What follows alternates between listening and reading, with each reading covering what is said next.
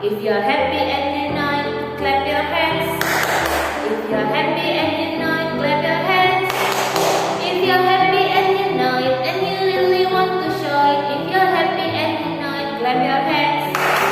If you're happy and unite, step your feet, step, step. If you're happy and unite, step your feet, step, step. If you're happy and unite, and you really want to show it. If you're happy and unite, step your feet, step, step. If you're happy and unite, shout hooray, hooray. If you're happy and unite, shout hooray, hooray. If you're happy and unite, and you really want to show it. If you're happy and unite, shout hooray, hooray. Oke. Tepuk PPK. Religius, nasionalis, mandiri, gotong royong, integritas. Salam PPK. Salam cerdas, berkarakter, menyenangkan, luar biasa, hebat. Tepuk semangat. Semangat. Semangat. Salam literasi. Ayo membaca. Oke anak-anak, simak video pembelajaran kita hari ini ya. Jangan di skip.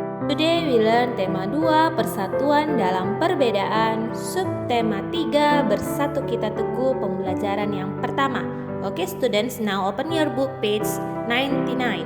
Persatuan akan memperkuat tekad sehingga menghasilkan tujuan yang ingin dicapai. Hari ini kamu akan belajar tentang persatuan yang membuahkan hasil sesuai harapan. Menjaga persatuan dan kesatuan bangsa merupakan kewajiban seluruh rakyat Indonesia karena negara kita terdiri dari berbagai suku, agama, dan ras. Sebagai pelajar, kamu dapat bersatu dalam diskusi saat belajar di dalam kelas. Persatuan yang memperteguh tekad dalam mencapai tujuan telah dicontohkan oleh para pejuang. Proklamasi Indonesia sebagai tonggak kemerdekaan Indonesia merupakan wujud dari persatuan bangsa Indonesia. Kemerdekaan Indonesia dicapai setelah melalui perjalanan panjang para pejuang bangsa melawan penjajah. Persatuan yang kuat memperteguh tekad mereka untuk mewujudkan negara yang berdaulat, adil, dan makmur. Keteguhan hati dalam mewujudkan persatuan dapat dicontoh dari seorang pemuda di masa proklamasi kemerdekaan. Sekarang kita akan bersama-sama membaca teks berikut ini, BM Dia dan naskah asli proklamasi. Teks proklamasi awalnya ditulis tangan oleh Soekarno, kemudian diketik oleh Sayuti Melik agar terlihat rapi. Teks asli tersebut kemudian dibuang ke tempat sampah. Salah seorang pemuda yang ikut hadir pada saat persiapan proklamasi kemerdekaan adalah BM Dia. Ia mengambil naskah asli dari tong sampah dan disimpannya. Ia menilai bahwa teks tersebut memiliki sejarah tinggi. Naskah asli yang disimpan BM Dia selama 46 tahun 9 bulan 19 hari kemudian dikembalikan kepada bangsa Indonesia. Dia membawa naskah asli proklamasi kemerdekaan RI pada Selasa pagi 19 Mei 1992 pukul 10.30 dan menyerahkannya melalui Presiden Soeharto. Naskah itu kemudian disimpan oleh Arsip Nasional atas anjuran Soeharto. Keputusan BM Dia untuk menyimpan naskah asli sangat tepat. Seluruh bangsa Indonesia sampai sekarang dapat menikmati naskah asli proklamasi dan belajar banyak dari kejadian saat itu. Nah anak-anak, sekarang kita akan membuat peta pikiran berdasarkan informasi bacaan yang sudah kita baca bersama-sama. BM Dia dan naskah asli proklamasi. Apa yang disimpan oleh BM Dia? Yang disimpan oleh BM Dia adalah naskah asli proklamasi kemerdekaan Indonesia. Yang kedua yaitu mengapa. Mengapa BM Dia menyimpan teks proklamasi tersebut? BM Dia menyimpan teks proklamasi tersebut karena ia menilai bahwa teks tersebut memiliki sejarah tinggi. Yang ketiga, siapa? Siapa yang menganjurkan naskah tersebut disimpan oleh Arsip Nasional?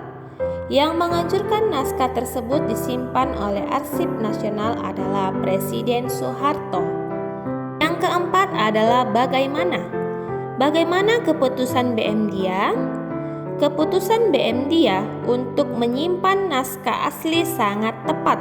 Seluruh bangsa Indonesia sampai sekarang dapat menikmati naskah asli proklamasi dan belajar banyak dari kejadian saat itu. Yang kelima, kapan? Kapan BM Dia menyerahkan naskah tersebut?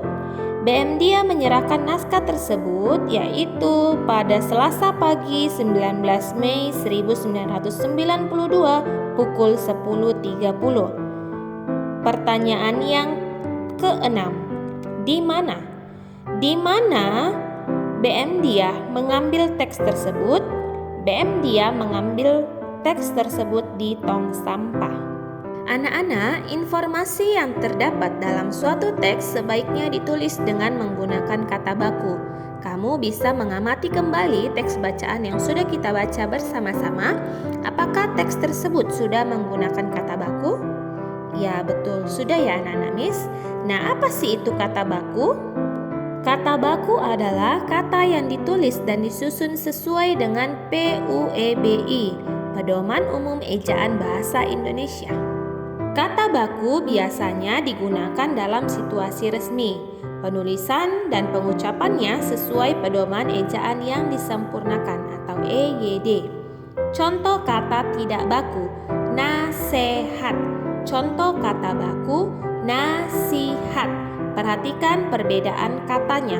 Kalau tidak baku dia nasihat. Kalau kata baku nasihat. Oke ya. Contoh kata tidak baku yang kedua, apotik. Contoh kata bakunya adalah apotek. Perhatikan huruf yang membedakannya anak-anak Miss. Apotik tidak baku, apotek kata baku. Contoh kata tidak baku yang ketiga adalah cuman, pakai N.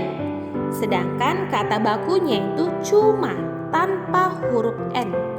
Contoh kata tidak baku yang keempat, gubuk. Di akhir kata ada huruf G.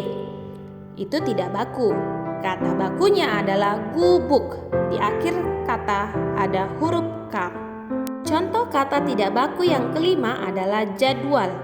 Kata bakunya seharusnya adalah jadwal. Huruf yang membedakan adalah huruf W. Oke, sampai di sini paham ya anak-anak Miss? Coba apalagi contoh dari kata baku dan tidak baku? Nih misalnya adalah cabai. Cabai itu kata baku. Nah, kata yang tidak baku yang sering kita dengar yaitu cabe. Perhatikan hurufnya ya. Kalau cabai itu kata baku, cabe kata tidak baku. Anak-anak, tanaman cabai dan berbagai tanaman yang ada di sekitar kita itu sangat berguna bagi kehidupan manusia. Salah satunya adalah untuk membersihkan udara. Banyak penduduk Indonesia memanfaatkan tanaman sebagai pagar. Berikut adalah salah satu contohnya. Beluntas. Beluntas adalah tumbuhan semak. Tumbuhan ini bercabang banyak, berusuk halus, dan berbulu banyak. Beluntas dapat tumbuh di daerah kering, tanah keras, dan berbatu. Tingginya bisa mencapai 3 meter.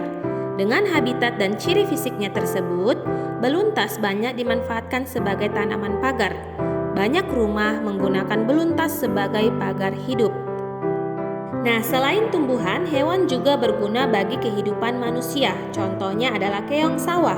Keong sawah atau tutut hidup di perairan dangkal yang berdasar lumpur. Keong sawah banyak hidup di sawah, rawa-rawa, pinggir danau, dan pinggir sungai kecil.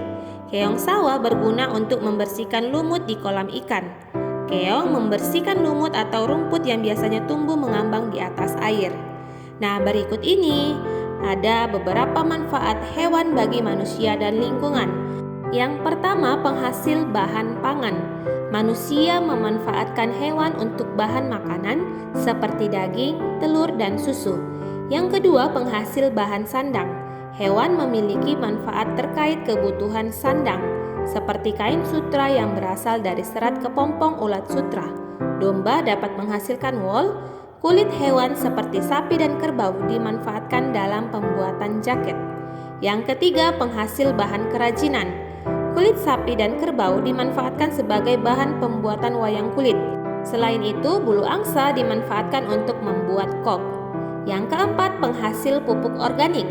Kotoran berbagai jenis hewan seperti sapi dan kambing dapat digunakan sebagai bahan pembuatan pupuk organik yang baik dan tidak membahayakan bagi lingkungan. Dan yang kelima, penghasil tenaga. Tenaga gajah dimanfaatkan untuk mengangkut kayu. Tenaga kuda dimanfaatkan untuk menarik delman. Tenaga kerbau dimanfaatkan untuk membajak sawah. Berikut ini manfaat tumbuhan bagi manusia dan lingkungan. 1. Sebagai bahan makanan. Bagian tumbuhan yang dapat digunakan untuk bahan makanan adalah batang, daun, bunga, buah, dan biji. Yang kedua, bahan sandang. Serat kapas dapat dimanfaatkan untuk membuat kain katun. Yang ketiga, bahan bangunan. Kayu dari pohon jati, pohon kelapa, dan pohon meranti dimanfaatkan untuk bahan bangunan. Yang keempat, bahan obat. Banyak tanaman dimanfaatkan untuk obat. Jahe untuk mengobati batuk, daun kumis kucing untuk mengobati ginjal, dan daun jambu biji untuk mengobati diare. Yang kelima, bahan baku industri. Industri banyak memanfaatkan tanaman untuk kebutuhan manusia. Getah karet digunakan dalam pembuatan ban, getah pinus dimanfaatkan sebagian orang dalam industri cat, kayu pinus digunakan dalam industri kertas, buah kelapa sawit dimanfaatkan sebagai bahan dalam industri minyak goreng. Yang keenam, bahan pewarna alami. Tanaman dapat digunakan sebagai pewarna. Sawi dan pandan untuk warna hijau, wortel pewarna jingga, dan kunyit pewarna kuning. Yang ketujuh, menjaga kualitas air. Tanaman bakau menjadi penyaring alami dari air laut menjadi air tawar. Nah, anak-anak, Miss harapkan anak-anak dapat mengerti dan memahami penjelasan dari video pembelajaran kita hari ini. Sebagai tugas kamu, kerjakan kegiatan 2 dari buku PBT 6B halaman 59 bagian C. Lalu yang kedua, tuliskan 5 kata baku dan tidak baku. Tulis di buku PR ya anak-anak Miss. Oke anak-anak Miss, sekian dulu pembelajaran kita hari ini. Miss ingatkan agar anak-anak Miss tetap semangat belajar. Jangan lupa dikerjakan tugas hari ini ya. Oke, tugas